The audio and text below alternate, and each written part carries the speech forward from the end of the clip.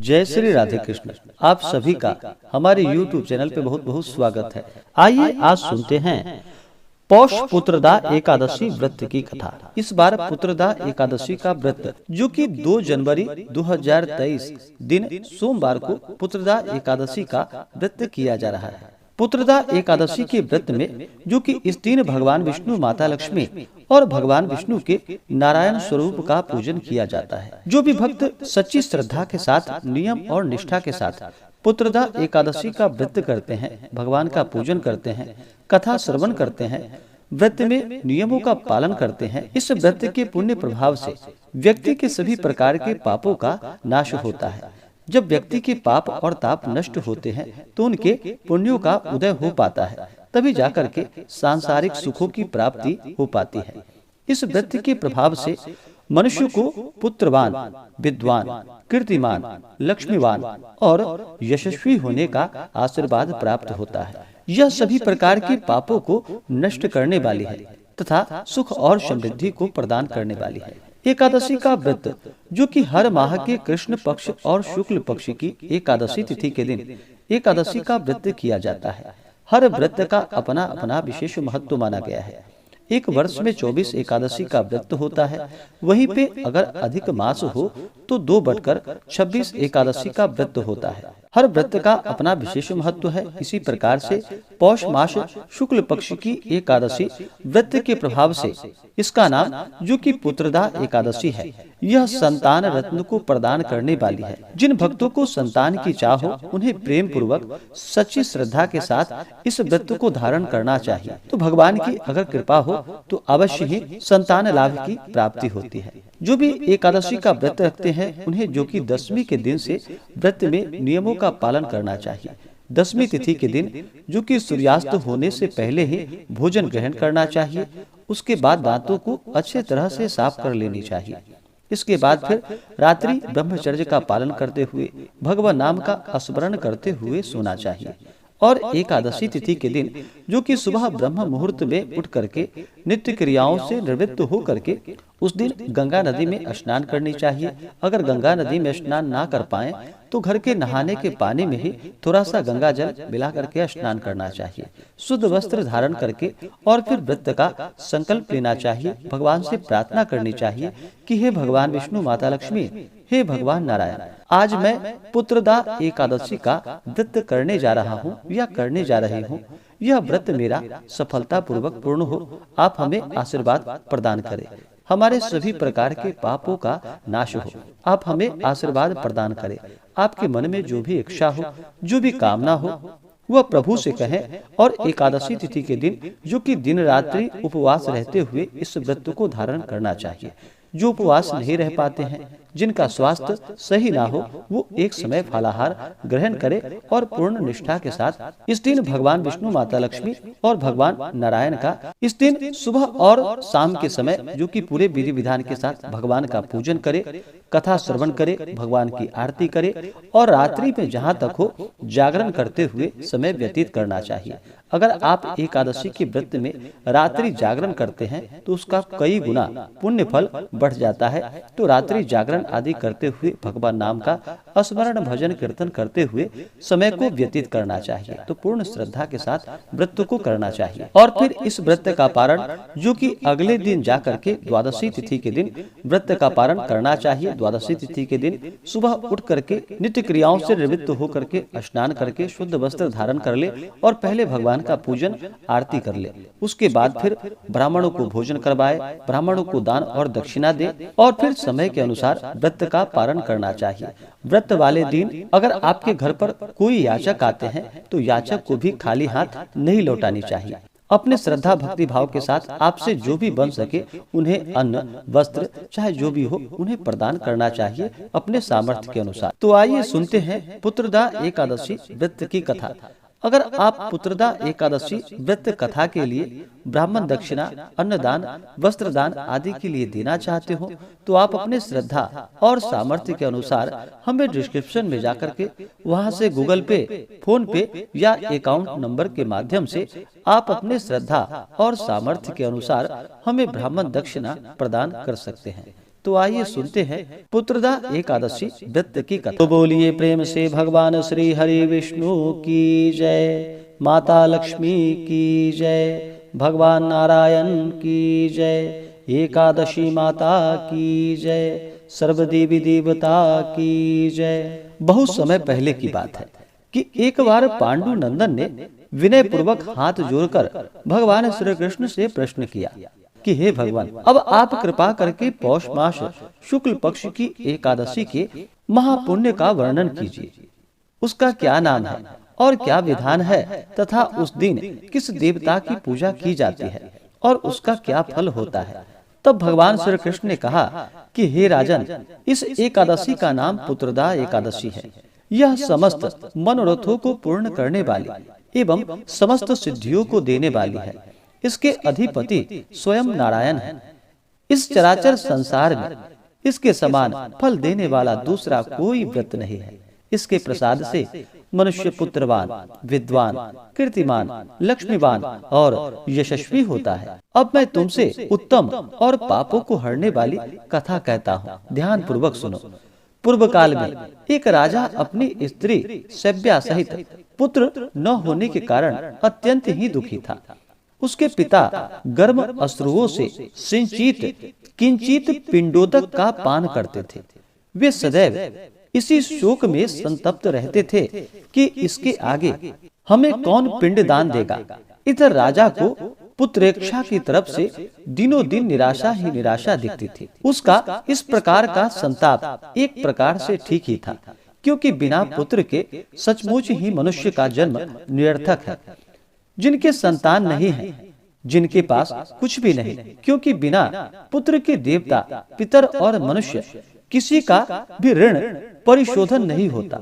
अस्तु, मनुष्य को पुत्र प्राप्त करने की युक्तियों में सदैव ही लगा रहना चाहिए, क्योंकि संसार में वही भाग्यवान, गुणवान और कीर्तिमान है जिसका घर पुत्र रत्न से परिपूर्ण है। वे ही नर श्रेष्ठ है, आरोग्य, संपत्ति और कीर्ति के अधिकारी होते हैं। यह सिद्ध है। पुत्र पौत्रादिक पुण्यवान को ही प्राप्त होता है। संपत्ति, विद्या, लक्ष्मी और त्रिलोक्य की कुछ भी श्री उसे दुर्लभ नहीं रहती। इस प्रकार दिन रात की चिंताओं से त्राण पाने के लिए राजा ने यह निश्चय किया कि अब मेरा शरीर धारण किए रहना व्यर्थ है।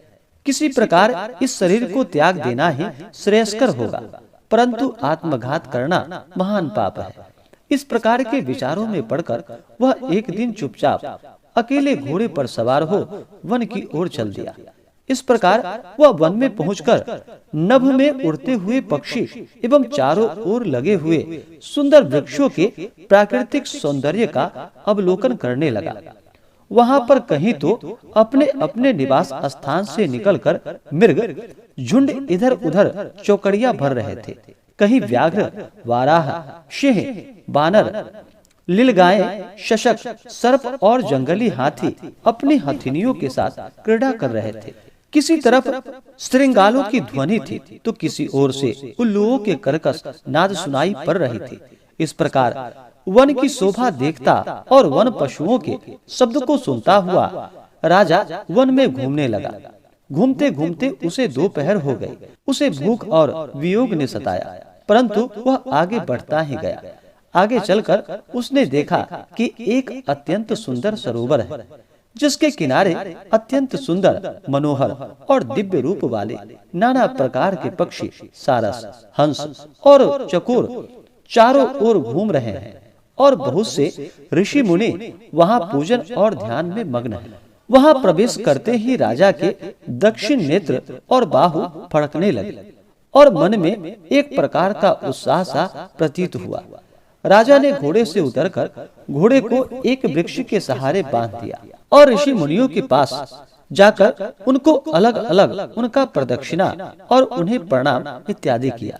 राजा का सुंदर वेश और सुंदर स्वभाव को देखकर एक ऋषि ने कहा कि क्या इच्छा है, क्या काम है और क्या विचार है। ऋषियों की ऐसी वाणी को सुनकर राजा ने कहा कि हे भगवान, आप लोग कौन हैं, यहाँ पर क्यों आए हैं और क्या कर रहे हैं। एक महर्षि बोले कि राजन, हम लोग विश्वदेव हैं और आज पौष शुक्ल की पुत्रदा नाम की एकादशी का व्रत है, सो हम इस सरोवर में स्नान करने आए हैं। हमने अपना संपूर्ण हाल बतला दिया, अब आप कहिए।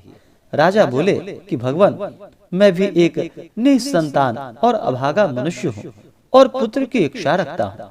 यदि आप लोग मुझे किसी प्रकार भी एक पुत्र दे तो मैं अपने को धन्य मानकर जन्म जन्म के लिए आपका ऋणी हो जाऊंगा। तब ऋषियों ने कहा कि राजन, आज पुत्रदा एकादशी है। इसका व्रत अत्यंत उत्तम और निस्संदेह पुत्र देने वाला है। आप नियम पूर्वक एकादशी के व्रत को धारण कीजिए। निस्संदेह एकादशी के पुण्य फल एवं हमारे वचनों के प्रभाव से तुम्हें पुत्र प्राप्त होगा। ऋषियों की ऐसी वाणी को सुनकर राजा अत्यंत प्रसन्न हुआ और उनके बताए हुए विधि विधान से एकादशी का व्रत कर द्वादशी को पारण कर ऋषियों से विदा हो अपने भवन में आया। परमात्मा के अनुग्रह एवं एकादशी के पुण्य और प्रताप से तथा ऋषियों के आशीर्वाद से राजा की रानी ने गर्भ धारण किया और यथा समय सुंदर स्वरूपवान, तेजवान और भाग्यवान पुत्र उत्पन्न किया। राजपुत्र अत्यंत शीघ्रता पूर्वक बढ़ने लगा और शीघ्र ही बड़े हो पितृ सेवा तथा अपनी प्रजा की सेवा करने लगा। इतनी कथा कहकर भगवान श्री कृष्ण ने कहा कि राजन, इस एकादशी का व्रत जो लोग करते हैं उनको अवश्य ही पुत्र की प्राप्ति होती है और वे इस लोक में नाना प्रकार के सुखों को उपभोग कर अंत काल में परम पद को प्राप्त करते हैं। जो लोग इसके कथा को कहते हैं एवं भक्ति पूर्वक सुनते हैं उनको सहस्त्रों अश्वमेध करने का फल प्राप्त होता है।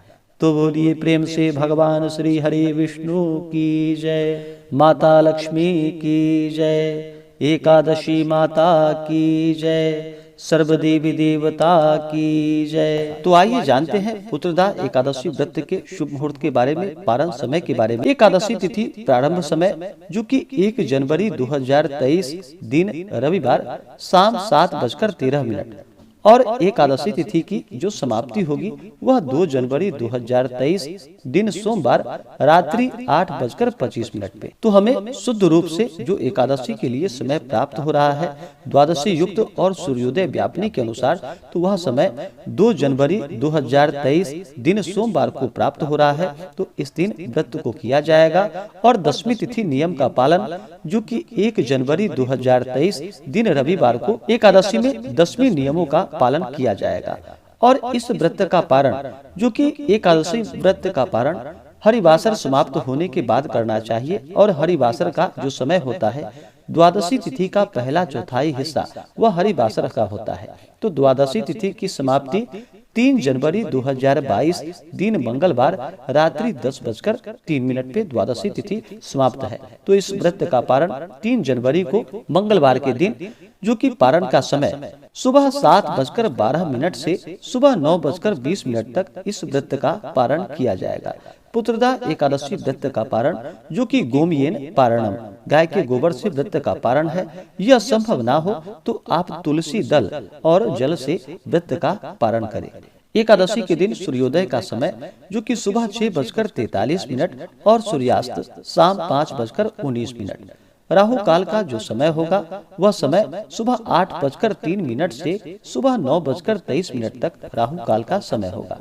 राहु काल समय के दौरान कोई भी शुभ कार्य या नया कार्य नहीं करना चाहिए, यह लाभकारी नहीं होता है, तो इस बात का ध्यान रखें। योग योगी सिद्धि योग सुबह 6:55 तक, उसके बाद साध्य योग होगा जो कि अगले दिन सुबह 6:51 तक, उसके बाद फिर शुभ योग। नक्षत्र जो कि भरणी नक्षत्र दोपहर 2:24 तक, उसके बाद कृतिका नक्षत्र। तो आशा करता हूँ कि यह जानकारी आपको अच्छा लगा हो। ऐसे ही ज्ञानवर्धक जानकारियाँ प्राप्त करने के लिए हमारे इस चैनल पे अगर आप नए हैं तो चैनल को लाल बटन दबा करके सब्सक्राइब करें, साथ में बेल आइकन घंटी को दबाएं ताकि मेरे वीडियो का नोटिफिकेशन आपको समय से मिलता रहे। वीडियो को लाइक करें, शेयर करें, सुखी रहे और स्वस्थ रहे। जय श्री राधे कृष्ण। धन्यवाद।